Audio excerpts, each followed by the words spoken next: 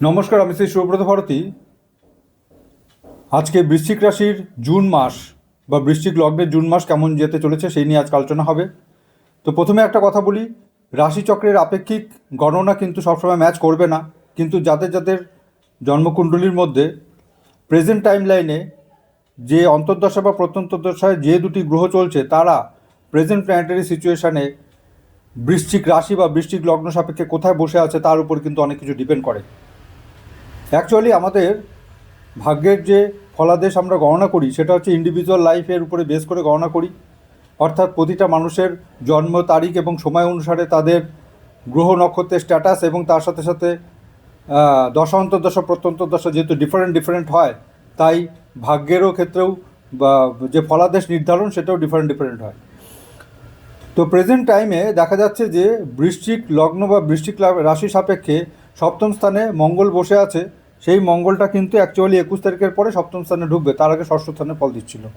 তো যাদের যাদের জন্মকুণ্ডলীর মধ্যে অন্তর্দশা বা প্রত্যন্তর্দশায় মঙ্গল চলছে তারা কিন্তু একটুখানি শত্রুতার সম্মুখীন হতে পারেন ভীষণভাবে, এবং কোনো না কোনোভাবে হেলথ ইনজুরি বা হেলথ রিলেটেড ম্যাটার নিয়ে কোনো ছেঁড়া কাটার ইন্ডিকেশন কিন্তু দেখা যাচ্ছে, এবং শত্রুতার জায়গাটা কিন্তু ভীষণভাবে লক্ষ্য করা যাচ্ছে। কিন্তু 21 তারিখের পর থেকে যেটা দেখা যাচ্ছে যে পার্টনারশিপ ডিলিং বা পার্টনারশিপ লাইফ কিংবা হাজব্যান্ড ওয়াইফ রিলেশনশিপের ক্ষেত্রে কোনো সমস্যা আসতে পারে, কারণ মঙ্গল হচ্ছে ঝগড়াঝাঁটি, অশান্তি, বাঘ বিতণ্ডা, বিবাদ, লোন সংক্রান্ত এবং রোগের কারক গ্রহ। ঠিক আছে, তো যখন এটা ষষ্ঠ স্থানের ফল দেবে তখন ষষ্ঠ স্থানের মতো নেগেটিভ ফল দিবে, এবং সপ্তম স্থানে যখন ফল দিবে তখন রিলেশনশিপের মাঝখানে নেগেটিভ ফল দিবে। তো সুতরাং যাদের যাদের জন্মকুণ্ডলিতে মঙ্গল যদি অন্তর্দশা বা প্রত্যন্তদশায় চলতে থাকে তাদের 21 তারিখের আগ পর্যন্ত শত্রুতা বৃদ্ধি কিংবা লোন সংক্রান্ত ব্যাপার কিংবা হেলথের কোনো ডিস্টারবেন্স করাতে পারে, কিংবা 21 তারিখের পরে সেইটা হয়তো রিলেশনশিপের ক্ষেত্রে কোনো ডিস্টারবেন্স করাতে পারে। কিন্তু বৃশ্চিক রাশির ক্ষেত্রে যদি শনি টাইম চলে তাহলে দেখা যাবে যে মানসিকভাবে ভীষণভাবে ডিস্টারবেন্স, পারিবারিক একটা ডিপ্রেশন, এই ধরনের ব্যাপারগুলি লক্ষ্য করা যাচ্ছে। যদি কোনো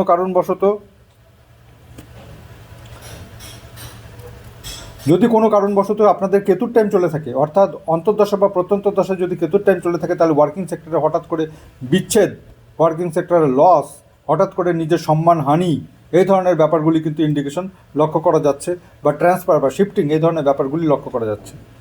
কিন্তু কিন্তু যেটা দেখতে পাচ্ছি সেটা হচ্ছে যে যদি কোনো কারণবশত বুধের টাইম বা রবির টাইম চলে থাকে তাহলে কিন্তু কোনো না কোনোভাবে সম্মানহানি, কোনো না কোনোভাবে কমিউনিকেশনে বড় ধরনের কোনো ডিস্টারবেন্স, এরকম একটা নেগেটিভ ইভেন্ট কিন্তু লক্ষ্য করা যাচ্ছে।